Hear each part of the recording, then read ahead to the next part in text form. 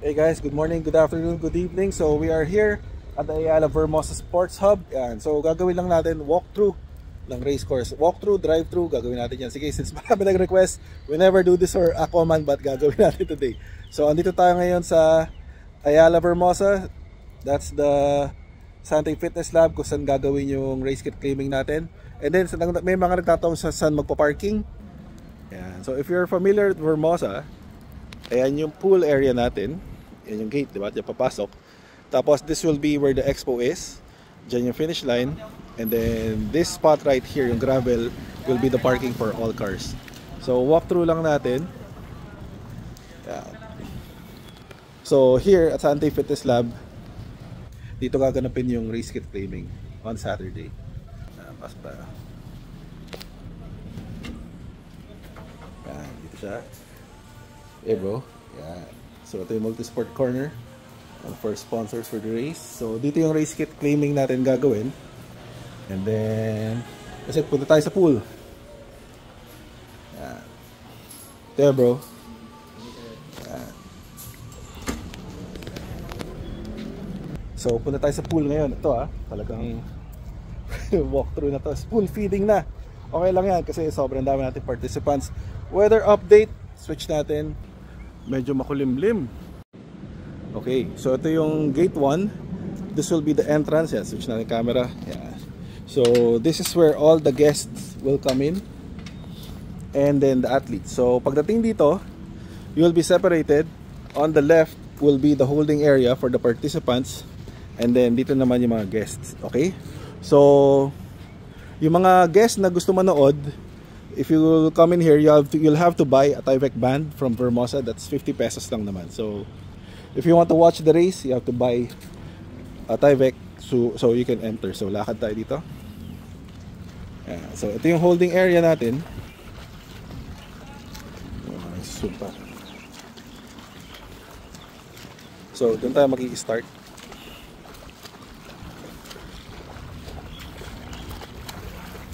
So one shot lang. Ito naman. Walang edit except for the first. Ako hindi ko lang ba't pa natin kinat. Yun rin pala yung gate. So yan. Switch natin ulit. Yeah. So ito yung holding area. This will be where the race briefing will be in the morning. And then dito lahat ng athletes natin. Then we'll have this barricaded. So ito na yung pool. That's the warm-up area.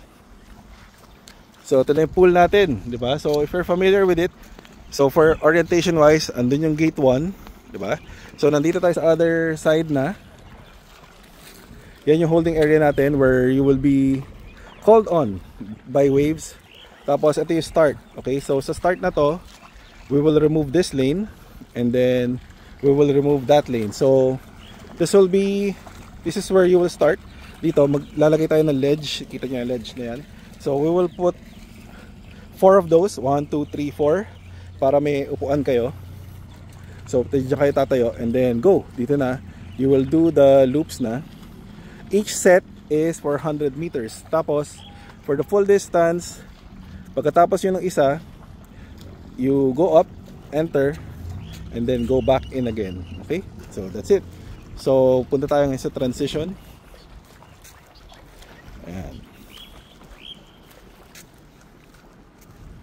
So the kids 11 to 14 will start here dito at lane, ano ba to? Hindi ko makita. 4 and then basta 300 meters yan and then 400 meter one lap and then 300. Tapos yung kids natin 7 to 10 will start here. Kita niyo may deck. Maglalagay tayo ng deck dyan. So nakatayo lang yung mga kids. Tapos by 10s they will be launched by 10s. Yan. Pag ahon dyan na ahon. And then go here. They're gonna zoom and exit there. Yan. Towards the transition area. Yung transition natin will be there lang. We will put carpets there and your baskets will be there. And it will also be barricaded. Okay, so punta na tayo sa run course. Bye. So tuloy natin yung video. Ito na, pakita ko sa inyo. So that's gate 2. Diyan kayo manggagaling, di ba? From the swim. And then yun yung transition area. So we are outside. Okay, so yan yung transition area nyo. From the swim, tatakbo kayo dyan, punta kayo, ito yung transition, and then you will exit there. Pupunta natin mamaya.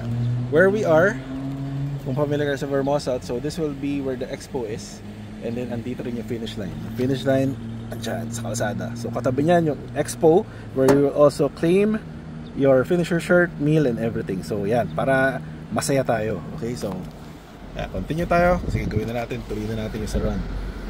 Maikili lang naman to. So this is where the transition will be. Yan, nandiyan. So the first 2 lanes will be your transition area. Yan yung athlete's house na sold out. I hope you were able to book there. So diretso lang tayo. I will show you saan yung exit natin.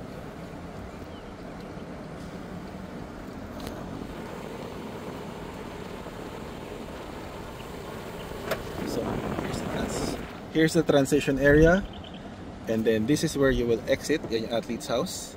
This is where you will exit. Yan dyan. Tapos takbo na kayo dito. Yan for the run. So run natin, you will only have 1 loop each. So it's 1 loop for the 7 to 10, 11 to 14 light distance, and then the full distance. So I will not pinpoint exactly where na kung saan, but kasi mark naman yan.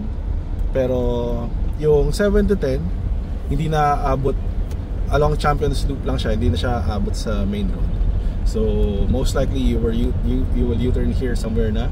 And then for the rest, sa natin bintana.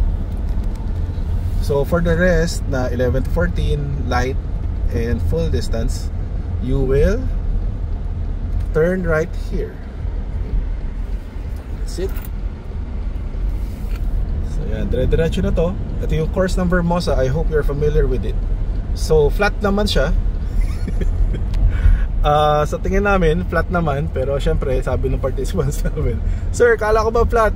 Eh, like ko sinasabi, kasi nung dinadrive namin sa kotse, mukhang flat. Flat naman siya. Anyway, so ito siya, medyo rolling hill siya. But don't worry, we will have aid stations. We will have 3 aid stations on the run. 1 is right after the swim, and then 2 along the run course.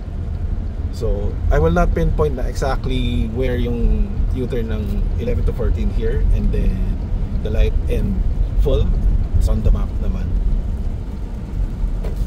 So yan, diretso lang tayo.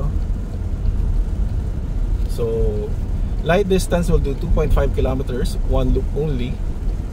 Full distance will do 1 loop only as well. So ang U-turn nyo will be at the 2.5k mark. So yun na rin yung pinaka longest natin. Siguro try natin yan. So let's just say andito yung U-turn ng full distance para hindi na masyado mahaba yung video. Since yun naman yun. So kung saan yung U-turn ng full distance, there will be another aid station there. So U-turn na tayo dito. Paantayin na natin ito. Yan. So after making a U-turn, eto na. So technically tapos na yung race. Balik na kayo. So balik na kayo to the Champions Loop for the finish line.